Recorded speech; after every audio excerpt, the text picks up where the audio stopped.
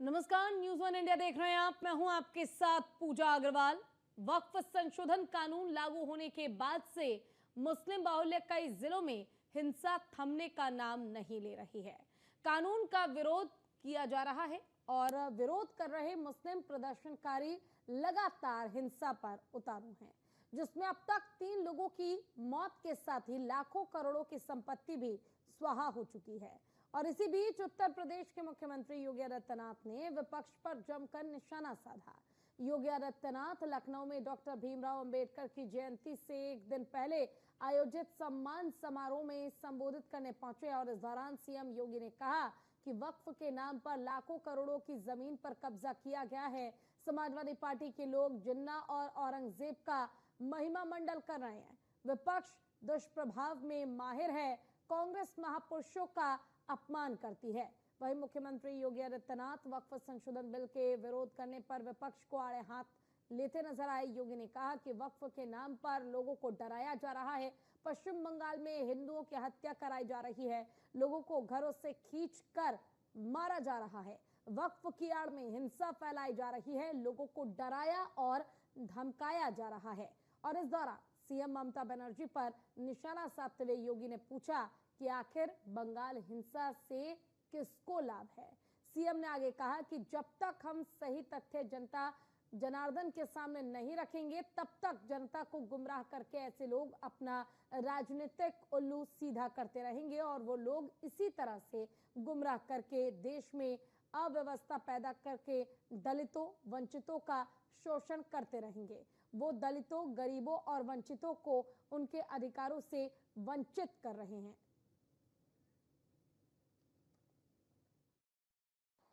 जिस देश में वक्फ के नाम पर लाखों एकड़ लैंड कब्जे की गई है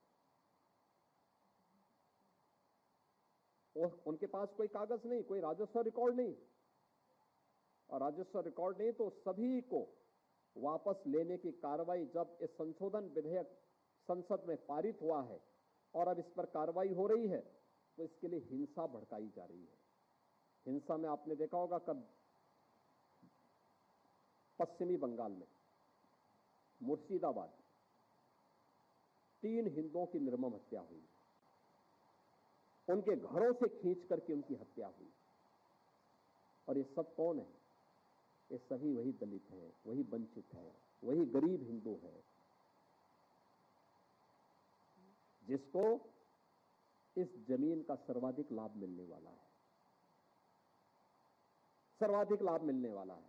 ये लैंड राजस्व के रिकॉर्ड में फिर से आएगी तो एक गरीब भी हाई राइज बिल्डिंग का, मल्टी स्टोरी बिल्डिंग का लाभ उठा पाएगा, उसको भी वहां अच्छे फ्लैट सरकार बना करके उपलब्ध करवा देगी। इन्हें भय है कि दलितों को, वंचितों को, गरीबों को अगर ये हाई राइज बिल्डिंग मिल जाएगी तो इनका तो वोट बैंक समाप्त हो जाएगा, ये गुमराह करने की इनकी राजनीति हमेशा के लिए समाप्त हो जाएगी। इसलिए लोग हिंसा भड़का रहे हैं, हिंसा का रास्ता। जो लोग अब तक गुमराह करके अपनी राजनीतिक उल्लू सीधा करते रहे हैं, वे लोग इसी प्रकार से गुमराह करके देश के अंदर अव्यवस्था पैदा करके उन दलितों का, वंचितों का शोषण करते रहेंगे और राजनीतिक सीढ़ियों पर चढ़ करके सत्ता की ऊंची दुकानों के पकवानों का स्वाद लेकर के दलितों को, गरीबों को, वंचितों को उनको उनके अधिकारों से ऐसे ही वंचित करते रहेंगे। जब भी आप कोई बड़ा कार्य करते हैं, किसी बड़े अभियान को अपने हाथ में लेते हैं या कहीं भी कोई ऐसी घटना होती है जो किसी दलित को, किसी गरीब को, किसी वंचित को उसके अधिकार से रोकने का कुत्सित प्रयास होता है तो विपक्ष कोई ना कोई प्रोपेगेंडा अपनाने का काम करता है। आप सब जानते हैं बांग्लादेश में जो भी हिंदू है, जो प्रताड़ित हो रहा है, जो पीड़ित है, ये सभी दलित हिंदू हैं और दलित हिंदू वहां पर किस कदर उनके साथ अत्याचार हो रहे हैं आपने देखा होगा। न कांग्रेस ने, न समाजवादी पार्टी ने, न ममता बनर्जी ने, किसी ने भी उनके पक्ष में आवाज नहीं उठाई। उठाई तो केवल भारतीय जनता पार्टी ने उठाई, भारतीय जनता पार्टी ने उठाई। जो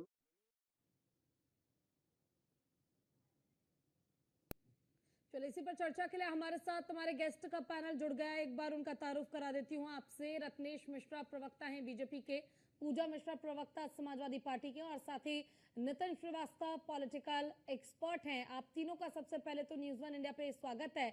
और शुरुआत मैं करना चाहूंगी सबसे पहले तो पूजा जी आपके साथ ही, क्योंकि निशाना लगातार आप पे ही साधा जा रहा है और विपक्ष के लिए यही कहा जा रहा है कि वक्फ बिल का विरोध तो कर ही रहे हैं, साथ ही आप दलितों को, वंचितों को, मुसलमानों को तुष्टीकरण की राजनीति के लिए भड़काने का प्रयास कर रहे हैं। और कहीं ना कहीं सीएम योगी आदित्यनाथ ने जो खतरे की घंटी है विपक्ष के लिए बजा दी है कि अब आपका ये एजेंडा चलने वाला नहीं है।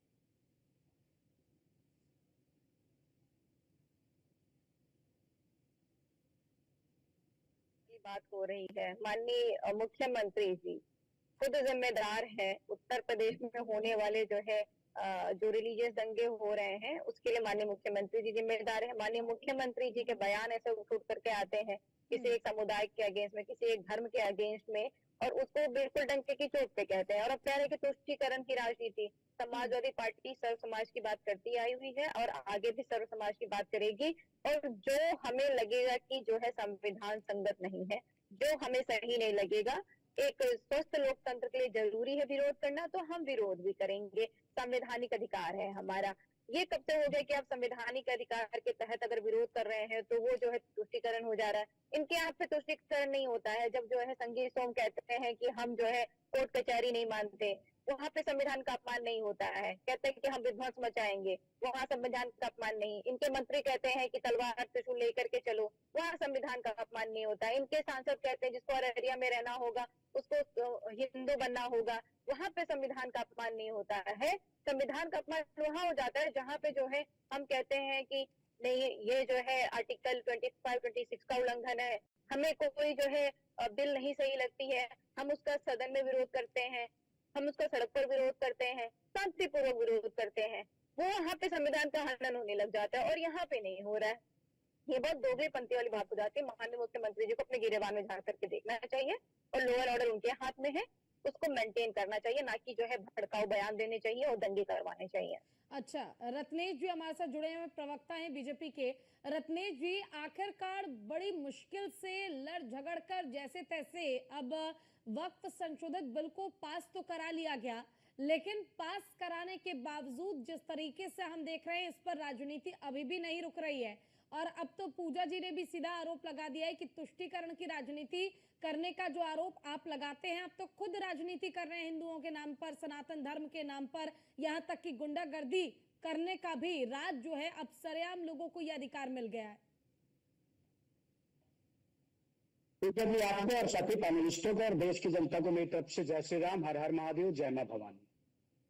देखिए पूजा जी, समाजवादी पार्टी का चरित्र अगर आप इनकी सरकारों को देखेंगे तो उत्तर प्रदेश में संविधान का इतना पालन होता था कि एसपी की हत्या हो जाती थी, डीएसपी की हत्या हो जाती थी, इंस्पेक्टर की हत्या हो जाती थी, और संविधान का इतना तगड़ा पालन होता था पूजा जी कि इनके मंत्री सीएमओ को रात में किडनैप करवा लेते थे, अपने आवास पर लाकर मारते थे। ये पूरे प्रदेश की जनता ने देखा है किस तरह इनके यहाँ संविधान से शासन चलता था।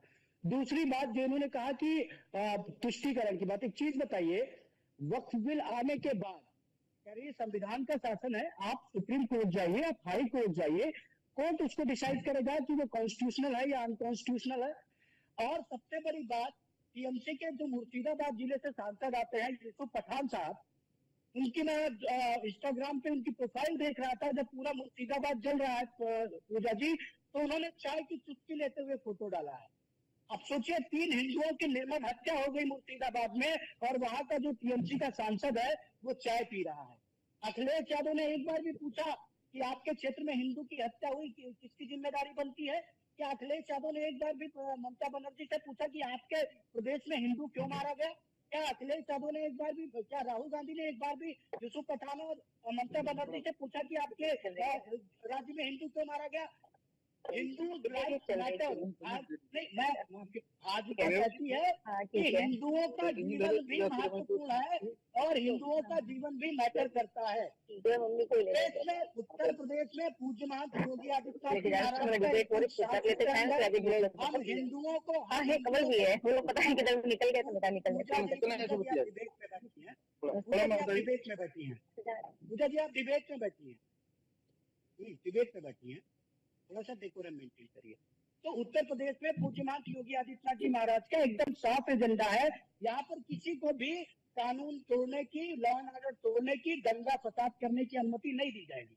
और उस पर मुख्यमंत्री जी लगातार कह रहे हैं। आखिर में बस मुख्यमंत्री जी ने इतना पूछा कि भाई क्यों 3 हिंदुओं की हत्या पे इनके मुंह पे फेविक्विक लग गया है और आंखों पे काली, लाल, पीली, हरी पता नहीं कौन कौन सी पट्टी बन गई, वो उनको दिख नहीं रहा। अब दलितों के हित पे बात कर लेते हैं पूजा जी। इनका दलित का हित, समाजवादी पार्टी का राष्ट्रीय अध्यक्ष या प्रदेश अध्यक्ष अभी तक कोई दलित नहीं बना, यादव परिवार के ही लगातार बनते चले आ रहे हैं। अभी बीच में शायद कोई पाल बने हैं, बदलाव हुआ है, नहीं तो उसके पास पहले शिवपाल जी प्रदेश अध्यक्ष बन जाया करते थे। कांग्रेस पार्टी में चले आइए, इतने साल बाद जाकर 1997 से लेकर और 2022 तक या तो राहुल गांधी राष्ट्रीय अध्यक्ष रहे या सोनिया गांधी राष्ट्रीय अध्यक्ष रही। 2022 में उनको दलित राष्ट्रीय अध्यक्ष मिला।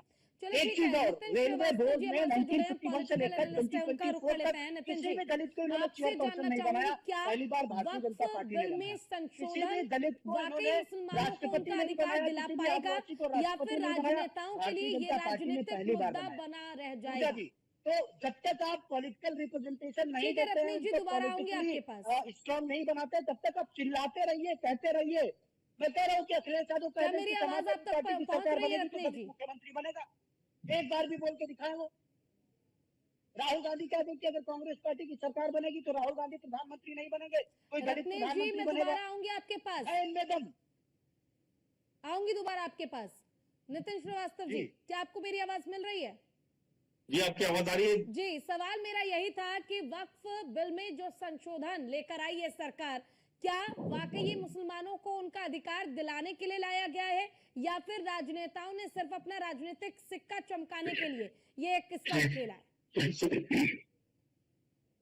देखिए पूजा जी, बीजेपी की सरकार जिस तरीके से कार्य करती आई है, इसके पहले भी आपने देखा होगा तमाम जो बिल हैं वो पेश किए गए थे, पास भी हुए, चाहे यूएपीए का हो, एनआरसी हो या तमाम बिल हो। बीजेपी चाहती है कि तमाम ऐसे वो मुद्दे उठाए जिस पर चर्चा हो, परिचर्चा हो और उसके साइड इफेक्ट भी देखने को मिलते हैं। इसी तरीके से ये बिल भी पेश किया गया था अगस्त 2024 से, जब से पेश किया गया है वक्फ बोर्ड का बिल और उम्मीद बनकर के जब वापस आया है, यानी कि अब पास हो चुका है, उसके बाद से इसके साइड इफेक्ट देखने को मिल सकते हैं। आपने देखा होगा कि तमाम ऐसे राज्य हैं जो कि पूरी तरीके से विरोध कर रहे हैं। उत्तर प्रदेश में भी छिटपुट विरोध देखने को मिला है, कई लोगों की जाने गई हैं। लेकिन सबसे बड़ी बात यह है कि बीजेपी एक तीर से 2 निशाने साधती है। बीजेपी चाहती है कि हिंदुत्व का जो एजेंडा है वो लगातार चर्चा में बना रहे, उस पर चर्चा होती रहे, उस पर लोग अपने आपस में बातचीत करते रहे और हिंदुत्व की जो धार है वो उस चर्चा में दिखाई दे। इसी कड़ी में वक्फ मैनेजमेंट बोर्ड जो था, वक्फ बोर्ड था, उसको वक्फ मैनेजमेंट कर दिया गया और ये कहा गया कि एक एफिशिएंसी है और एक उम्मीद है आने वाले समय के लिए। मुसलमानों का इससे निश्चित रूप से आने वाले समय में डेवलपमेंट देखने को मिलेगा। और आज योगी आदित्यनाथ ने भी कह दिया है कि जो वक्फ बोर्ड की जो संपत्तियां थी, जो वक्फ की संपत्तियां थी, अब वो दलितों को दी जाएगी। यानी कि अंबेडकर जयंती से पहले जो कार्यक्रम था अंबेडकर महासभा में, उस पर उन्होंने साफ तौर पर कहा है और एक तरीके से माना जाए कि सड़कों पर उतरकर विरोध कर रहे हैं और यही कारण है कि अभी भी हिंसा जो है वो रुक नहीं रही है। बिल्कुल, देखिए पूजा जी, साइड इफेक्ट देखने को मिलेंगे। इसके पहले भी आपने देखा होगा सीए एनआरसी के विरोध में भी पूरे देश में तमाम जगहों पर दंगे हुए, कई लोगों की जाने गई। मुर्शिदाबाद में दंगा हुआ। उसके अलावा जो एक त्रिपुरा का एक जिला है वहां पर भी दंगा हुआ है, वहां पर भी अभी पूरी तरीके से पुलिस चौकन्नी है। तो जाहिर सी बात है इसके साइड इफेक्ट देखने को मिलेंगे। उत्तर प्रदेश में इसलिए ये पूरे अराजकता का माहौल नहीं बन पाया क्योंकि उत्तर प्रदेश में बीजेपी की सरकार है, योगी आदित्यनाथ मुख्यमंत्री हैं और सभी को पता है कि अगर किसी भी तरह की मिस हैंडलिंग होती है तो उसके बाद उनका रिएक्शन क्या होता है, प्रशासन का या फिर शासन का। तो ऐसी स्थिति में जो इसके साइड इफेक्ट हैं वो देखने को मिलेंगे। लेकिन सबसे बड़ी बात यह है कि जिस तरीके से वक्फ मैनेजमेंट बना है वक्फ बोर्ड से, उसके बाद पूरा का पूरा मामला सुप्रीम कोर्ट चला गया है। सुप्रीम कोर्ट में पूरे मामले की सुनवाई हो रही है। हालांकि उन्होंने राष्ट्रपति से भी सुप्रीम कोर्ट ने जवाब तलब किया है और ये कहा है कि वो अपनी राय बताएं। कुछ समय एक बेकायदा तय किया गया है कि उसके अंतर्गत वो बताना चाहेंगे कि देश की जनता के कि आखिरकार ये कितना जरूरी है और ये बिल क्यों लाया गया है। तो तमाम ऐसे जो साइड इफेक्ट है, बीजेपी चाहती है इस पर चर्चा हो और कहीं ना कहीं जो हिंदुत्व की धार है, जो कि बीजेपी का एक मुख्य एजेंडा है, वो भी कहीं ना कहीं पैना बना रहे। पूजा जी, बिल्कुल। पूजा जी, देखिए अभी फिलहाल कुछ दिन पहले ही मैं एक खबर पढ़ रही थी, जब मैं ये देख पाई कि किस तरीके से समाजवादी पार्टी के कई ऐसे सपोर्टर्स हैं, कई ऐसे कार्यकर्ता हैं जिन्होंने वक्फ बिल का, क्योंकि जो संशोधन हो रहा है इसका विरोध समाजवादी पार्टी ने किया है, तो उन्होंने सपा का साथ छोड़कर जयंत चौधरी की पार्टी आरएलडी को ज्वाइन कर लिया है। अगर ये इतना ही बेहतर है और संशोधन अगर नहीं होना चाहिए था और विपक्ष यानी समाजवादी पार्टी अगर सदन में चीख चीख कर कह रही है कि इससे संविधान जो है उसमें बदलाव हो जाएगा, इससे मुसलमानों के कई अधिकार छिन जाएंगे, जब इतनी ही चीजें हैं तो मुसलमान जो आपके कार्यकर्ता हैं, सपोर्टर्स हैं, वो आपका साथ क्यों छोड़ रहे हैं? पूजा जी, ऐसे कुछ जेडीयू से प्रश्न पूछ लीजिए ना कि अगर ये जो है इतना ही सही है तो उनके विधायक हैं क्यों उन्होंने पार्टी छोड़ दी। यहाँ तो कार्यकर्ता की बात कर रहे हो आप, जो है किसी पदाधिकारी की बात नहीं की आपने, और ना ही आपने जो है किसी विधायक और या एमएलसी की बात की। आप वो छोड़ करके चले जा रहे हैं। देखिए, जिसकी जहां मंशा होती है, जैसा जिसको लगता है वो करता है। हम लोकतांत्रिक देश में रहते हैं, आजाद है। उसके बाद में आ जाते हैं, आपके कह रहे हैं कि जो है वक्फ बोर्ड, ये जो कह रहे हैं छोड़ के चले गए, ये जो छोड़ के गए हुए हैं ये जो है भाजपा के लोग ही होंगे, हमारे यहाँ पे रहे होंगे, क्योंकि बहुत सारे ऐसे भी लोग रहे जो हमें पता ही नहीं चला कि हमारे साथ में हैं और जो है हमें धोखा दे करके चले गए हुए।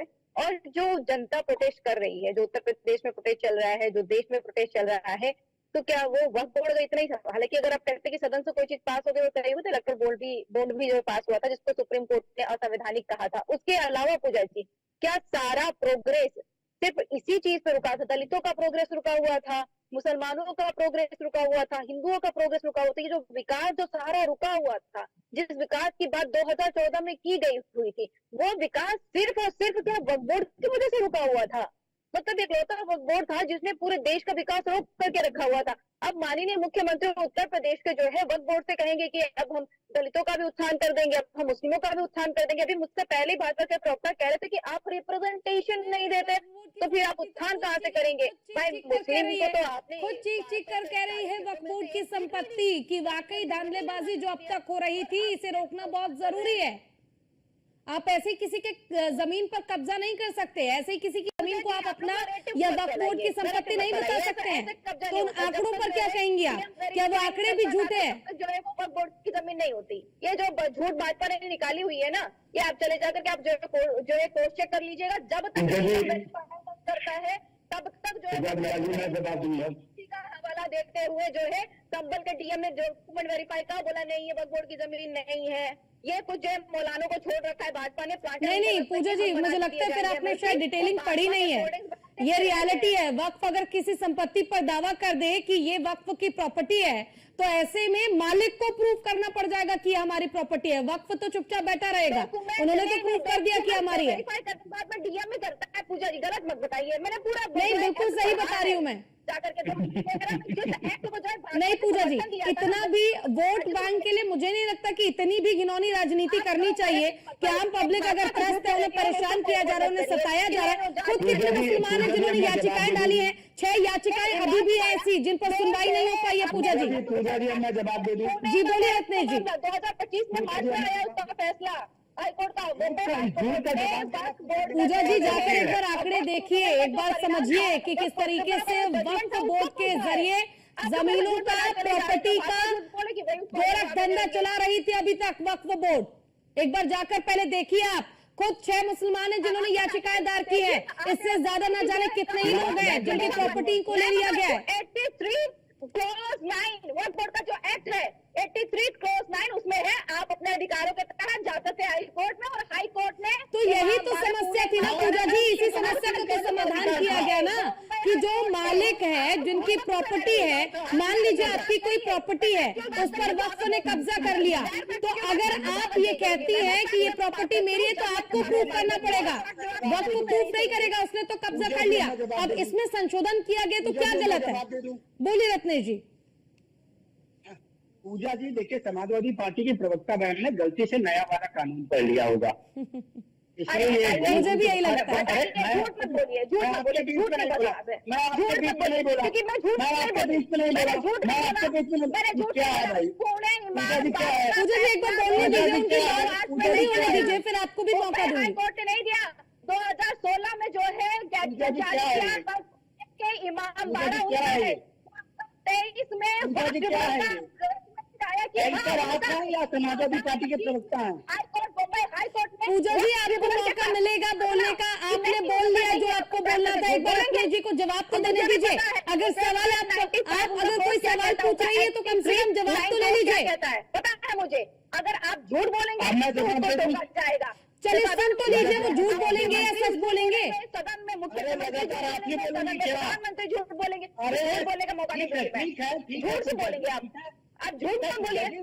सदन में आप लोग नहीं, सदन में आप लोग की संख्या कम है, मैं मानता हूँ, वहाँ बोलने का मौका नहीं, तो यही सारी भड़ास निकाल लीजिए, कोई फर्क नहीं पड़ता। अब अगर झूठ बोलेंगे तो नहीं सुना जाएगा। झूठ मत बोलिए। बोलने तो दीजिए पूजा जी, तभी तो झूठ सच का फैसला होगा। बोलने तो दीजिए। सही बोल रहा है। बोले रखनी जी। अगर फैक्ट मुझे पता है तो निर्धारित करने की कि कौन उनके लिए कार्य कर रहा है। आप झूठ बोलेंगे तो मैं उसको बोलूंगी झूठ है। देश और प्रदेश की जनता ने विपक्ष को बैठाया है। रजनी जी प्लीज आप अपनी बात बोलिए, क्योंकि समय भी हमारे पास कम है। आप अपनी बात बोलिए। आपकी बारी आ जाए, आपकी बारी आ जाए। देखिए, इन्होंने कहा कि प्रदेश की जनता ने इनको विपक्ष में बैठाया है ताकि ये गलत को गलत बोले।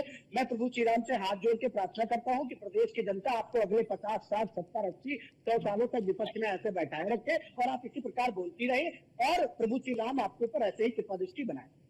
दूसरी बात, जो इन्होंने आर्टिकल 25 और 26 की बात की थी, तो मुझे लगता है कि आर्टिकल 26 को आप पढ़ना चाहिए, जिसमें उसका सब क्लॉज में ये भी बताया गया है कि इकोनॉमिक अफेयर्स जो होंगे उनको स्टेट रेगुलेट कर सकता है। इकोनॉमिक अफेयर्स में उनको फुल फ्लैट लिबर्टी नहीं दी गई है। ये आप मुझे मत बताइएगा, क्योंकि मैंने संविधान में मास्टर्स किया हुआ है और PhD भी कर रहा हूँ, तो मुझे संविधान के ज्ञान तो मत दीजिएगा प्लीज। तीसरी बात जो इन्होंने कहा कि वो छात्र को हम ज्ञान देना पसंद भी नहीं करते हैं। अरे मैडम, छात्र को ज्ञान देते भी नहीं है। मैडम ठीक है, बाप के नाम पे कुर्सी पाने वाले, 17 से लगातार चुनाव हारने वाले, विपक्ष में बैठे रहने वाले, अपने बाप दादा का नाम सांसद विधायक बनाने वाले, चलो मुझे लगता है कि वक्त संशोधन बिल ये एक ऐसा बड़ा बदलाव हुआ अब तक का देश में, जिस पर चाहे कितनी ही बहस कर ली जाए, लेकिन ये बहस ना तो सदन में खत्म होगी और ना हमारे स्टूडियो में। फिलहाल आप सभी का बहुत बहुत शुक्रिया हमारे साथ जुड़ने के लिए, अपना कीमती समय देने के लिए। और फिलहाल के लिए बस इतना ही। लगातार खबरों को देखने के लिए आप देखते रहिए News1 इंडिया। नमस्कार।